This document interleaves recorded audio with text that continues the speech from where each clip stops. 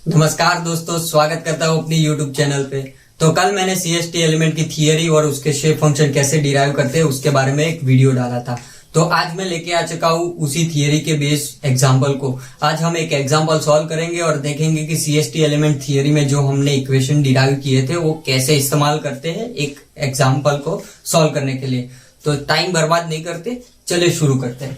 तो सबसे पहले दोस्तों देख लेते हैं कि ये जो प्रॉब्लम स्टेटमेंट हमको दिया गया है वो क्या कह रहा है। A triangular element has a node eight x1 y1 x2 y2 x3 y3. The nodal value of a temperature at a T1 10 degree centigrade, T2 20 degree centigrade, T3 30 degree centigrade. Calculate the temperature at a point P.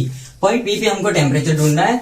Whose coordinate are x is equal to 0.5, y is equal to 0.5. तो दोस्तों हमको कुछ x Y coordinate दिए हैं एक element के nodes के। उसके अलावा हमको सर्टेन टेम्परेचर्स भी दिए T1, T2, T3 और हमको फाइंड करना है कि पॉइंट P पे कितना टेम्परेचर हो रहा है। तो आइए दोस्तों सबसे पहले जान लेते हैं कि गिवन डेटा हमने इधर पुट डाउन कर लिया है x1 y1 x2 y2 x3 y3 etcetera. और उसके अलावा हमने एक फिगर भी ड्रॉ कर दी है जो इसमें वैल्यूज रिप्रेजेंट कर रही है। ये CST एलिमेंट की फिगर है जिसमें मैंने बताया था कि अगर CST में ट्राइंगल है तो एंटी क्लॉकवाइज डायरेक्शन में एलिमेंट के नोड्स को दिखाना है।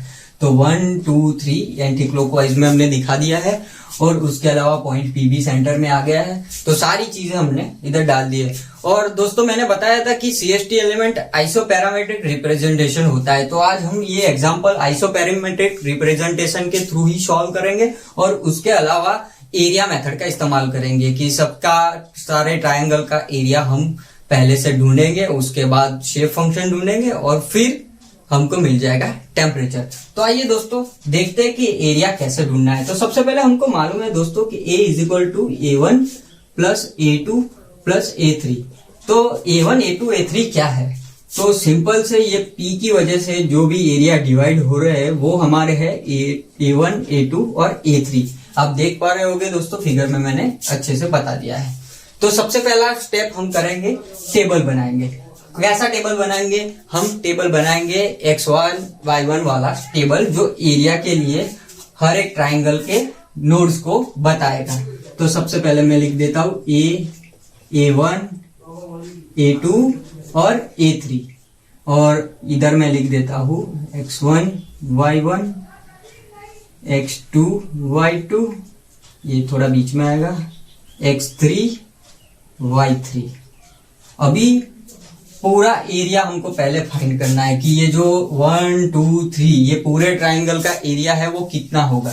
तो ये फाइंड करने के लिए हमारे पास x1 y1 है 0 0 और ये हमारा था 2 1, ये हमारा है 1 2।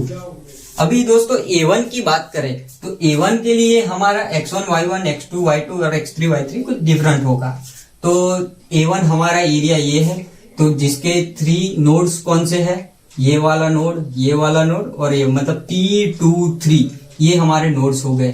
तो हमने बताया था कि CST एलिमेंट में नोड की नंबरिंग एंटी क्लॉकवाइज होती है। तो हमारा x1 y1 हमारा P से शुरू करेंगे हम। तो P से हमने शुरू करा तो P x1 हो गया हमारा, तो वो 0.5 हो जाएगा, y1 हमारा 0.5 हो जाएगा, फिर ये हमारा 2 और 1 था तो ये 2 और 1 ही रहेगा और ये 1 2 हो जाएगा। उसके अलावा वापस से A2 की बात करें तो A2 के केस में P हमारा x1 y1 हो जाएगा। तो ये हमारा हो गया 0.5। अभी ये हमारा 1 और 2 ये हो जाएगा, उसके बाद 0 0।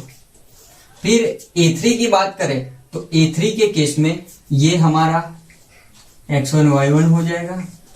तो हमने x1 y1 लिख दिया, x2 y2 0 0 हो जाएगा और ये हो जाएगा 2 1। आशा करता हूँ ये टेबल आपको थोड़ा सा समझ में आ गया होगा। ये थोड़ा माफ कीजिएगा, मैंने ऊपर नीचे लिख दिया पर कोई बात नहीं, आप समझ गए होंगे। ये अच्छे से दिख रहा है आपको, आई गेस। थोड़ा डिफरेंट कर दे, यस। सो ये हमको मिल गए x1 y1 की वैल्यूज। तो अभी मुझे मालूम है कि अपने CST की थियोरी में पढ़ा था कि एरिया का इक्वेशन क्या बनता है। तो हम सिंपली उसका इक्वेशन पुट करेंगे। तो सबसे पहले ए ढूंढते हैं हम, पूरे ट्राइंगल का जो एरिया है वो ढूंढ लेते हैं। तो सबसे पहले एरिया का इक्वेशन हमारा क्या कह रहा है, A is equal to 1/2 determinant 1 1 1 x I caret y I caret x j caret y j caret x k caret और y k कैरेट। ये आपको मालूम होगा कि ये वाला इक्वेशन हमने पढ़ा हुआ है।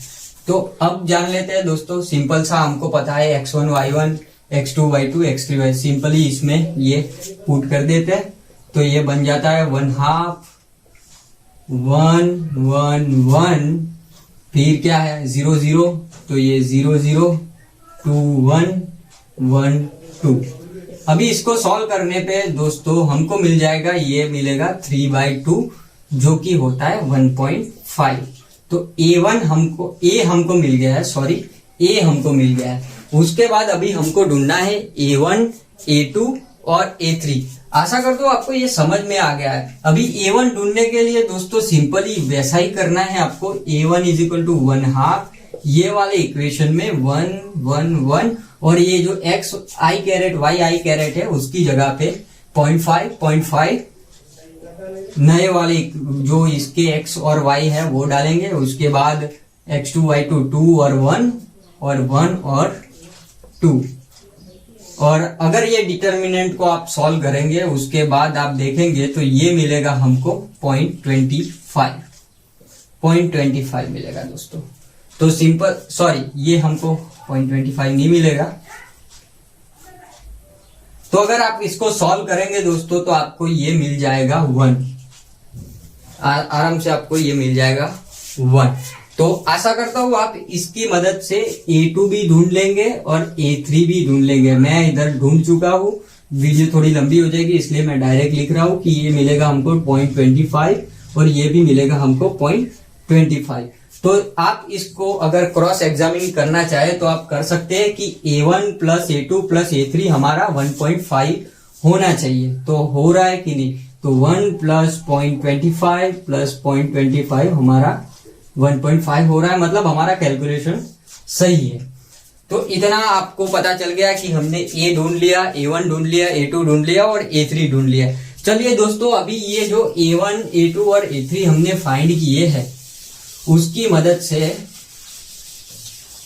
हम ढूंढते हैं शेप फंक्शन N1 N2 और N3। तो सिंपली अगर N1 N2 और N3 ढूंढना है हमको, मैं पहले लिख देता हूं कि A1 हमारा मिला है 1, A2 हमारा मिला है 0.25, A3 हमारा मिला है 0.25 और जो हमारा A था वो है 1.5। तो सिंपली ये सारे जो कैलकुलेशन हमने की है वो इसके लिए की है क्योंकि शेप फंक्शन अगर एलिमेंट 1 पे देखा जाए तो उसका इक्वेशन बनता है, इसका इक्वेशन बनेगा एलिमेंट 1 के लिए N1 = A1/A, राइट।